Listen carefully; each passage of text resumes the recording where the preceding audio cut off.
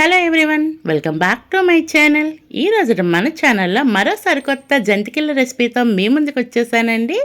చాలా చాలా క్విక్గా చేసుకోవచ్చు. ఇక దీని టేస్ట్ విషయానికి వస్తే చాలా కమ్మగా ఉంటుందండి. పచ్చి కొబ్బరితో భలే రుచిగా ఉంది. మీరైతే ఫుల్గా వీడియో చూసేయండి, ఎక్కడ స్కిప్ చేయకుండా. ఇక రెసిపీ అయితే స్టార్ట్ చేసుకుందాం.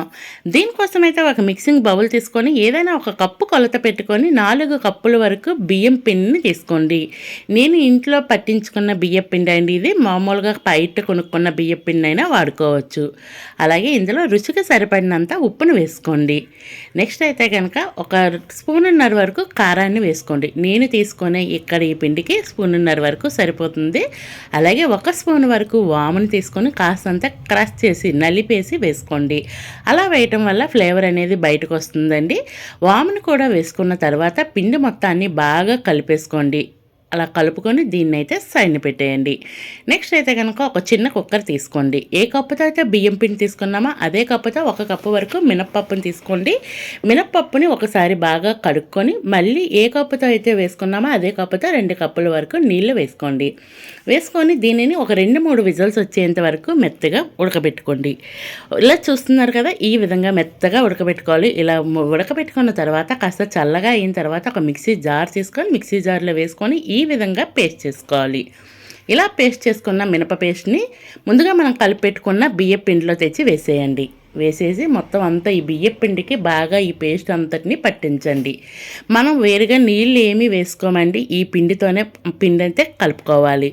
ఇలా మొత్తం అంతా కలిపేసుకోండి. కలుపుకున్న తర్వాత దీనిని కూడా ఒక సైడ్ని పెట్టేయండి. పిండి అంతా కలవలేదు కదా, ఇంకా నేను చెప్తాను నెక్స్ట్ ఏం వేయాలనేది. ఈ పిండి అంతా కలిపేసి కాస్త పక్కన పెట్టేదండి. నెక్స్ట్ అయితే కనుక నేను ఒక ఫుల్ కొబ్బరిని తీసుకున్నాను. ఈ కొబ్బరిని చిన్న చిన్న ముక్కలుగా కోసేసి ఒక మిక్సీ జార్ తీసుకొని మిక్సీ జార్లో వేసుకోండి. వేసుకొని ఫస్ట్ నీళ్ళు ఏమీ లేకుండా కాస్త బరకగా మిక్సీ పట్టిన తర్వాత మరొక 1 గ్లాసు 2 గ్లాసుల వరకు నీళ్ళను వేసేసి మెత్తగా పేస్ట్ చేసుకుంటే మనకి వీటి నుంచి కొబ్బరి పాలు అనేది రెడీ అవుతుంది. ఇలా పేస్ట్ చేసుకున్న దాన్ని ఒక మిక్సింగ్ బౌల్ తీసుకొని దానిపైన ఒక స్ట్రైనర్ పెట్టుకోండి. స్ట్రైనర్లో దీన్ని వేసేస్తే పాలన్నీ కిందకి దిగిపోతాయి. తర్వాత పాలన్నీ తీసిన తర్వాత పైనుంచి మరి కాస్త అంత గరిటతో కానీ చేతితో కానీ ప్రెస్ చేస్తే మిగతా పాలన్నీ వచ్చేస్తాయి. ఇలా పాలను రెడీ చేసుకొని పక్కన పెట్టేయండి. అయితే ముందుగానే మినప్పిండి కలిపి పెట్టుకున్నాం కదండి, ఇందులోనే కొంచెం కొంచెం కొబ్బరి పాలను వేసుకొని పిండిని అయితే బాగా కలిపేసుకోవాలి. అలాగే ఈ లోపైతే మీకు చిన్న రిక్వెస్ట్ అండి, మన ఛానల్ ఇంతవరకు ఎవరైనా సబ్స్క్రైబ్ చేయకుండా చూస్తే ప్లీజ్ అండి ఫస్ట్ అయితే సబ్స్క్రైబ్ చేసుకోండి. అలాగే వీడియో నచ్చితే లైక్ చేసేయండి. మీ ఫ్రెండ్స్ అండ్ ఫ్యామిలీ మెంబర్స్కి ఖచ్చితంగా షేర్ చేయండి. ఇలా కొంచెం కొంచెం పాలను వేసుకొని ఈ విధంగా అయితే పిండిని కలిపేసుకోవాలి. ఇలా మెత్తగా కలుపుకోవాలి పిండిని. ఇలా కలుపుకున్న పిండిని మన జంతికలు గొట్టం ఉంటుంది కదండి, మురుకులు కొట్టాము, దానిలో ఫిల్ చేసుకోండి. ఎంత సరిపోద్దో అంతటిని ఫిల్ చేసేసుకోండి. డైరెక్ట్గా ఆయిల్లో వేసుకునేవారు ఉంటారు. అలా అలవాటు లేని వాళ్ళు నేను చూపించే విధంగా ఏదైనా ఒక ప్లేట్ తీసుకొని ప్లేట్ పైన చిన్న చిన్న జంతికల్లాగా అయితే వేసేసుకోండి.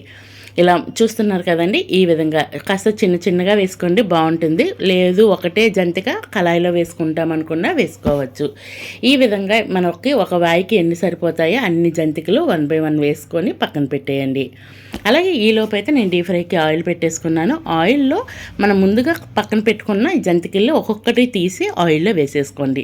డైరెక్ట్గా జంతికలు గొట్టంతో వేసే కంటే ఇలా వేసుకుంటే మనకి కాలుతుందన్న టెన్షన్ ఉండదు. చాలా ఈజీగా కూడా అయిపోతాయండి. మనకి కళాయిలో ఎన్ని సరిపోతాయో అన్నింటినీ వేసేయండి. వేసేసినాక ఇప్పుడు మనం జంతికలు వేసినప్పుడు ఫుల్గా ఆయిల్లో బబుల్స్ వచ్చాయి కదండి, కాస్తంత బబుల్స్ చల్లగా అయిన తర్వాత అప్పుడు మనము రెండో వైపు తిప్పుకోవాలి.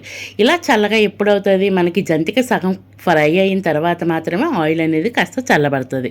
ఆ టైంలో రెండో వైపు కూడా తిప్పుకొని 2 వైపులా అటు ఇటు క్రిస్పీగా అయ్యేంత వరకు ఫ్రై చేసుకోవాలి. అంటే మనం వేసుకునే ఆయిల్ బబుల్స్ అన్నీ తగ్గిపోవాలి. ఈ విధంగా ఈ స్టేజ్లో అయితే తీసేసుకుంటే సరిపోద్దండి. ఆయిల్లో నుంచి మొత్తం అంతా తీసుకోండి. నేను ఇలాగ పుల్లతో తీసుకుంటున్నాను కదా, ఇలా పుల్లతో తీసుకోవడం వల్ల ఆయిల్ అస్సలు ఎక్సెస్ ఆయిల్ అనేది ఏమీ ఉండదండి. ఈ విధంగా అయితే అన్ని జంతికల్ని రెడీ చేసుకున్నాక సర్వ్ చేసుకోవడమే. టేస్ట్ అయితే సూపర్ ఉంటుందండి. క్రిస్పీగా భలే రుచిగా ఉంటుంది. ట్రై చేసినాక రెసిపీ ఎలా వచ్చిందో కామెంట్ బాక్స్ ద్వారా తెలియచేయండి.